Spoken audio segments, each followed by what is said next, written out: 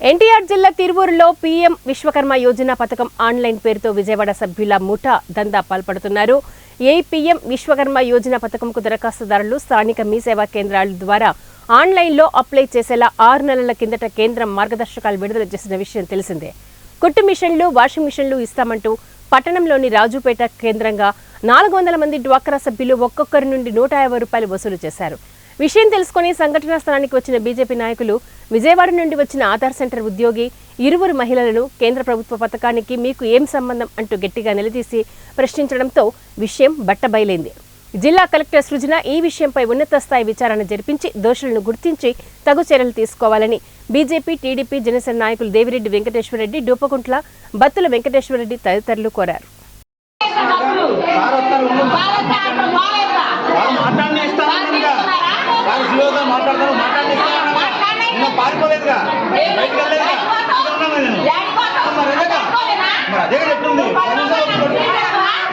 నేను చెప్పాను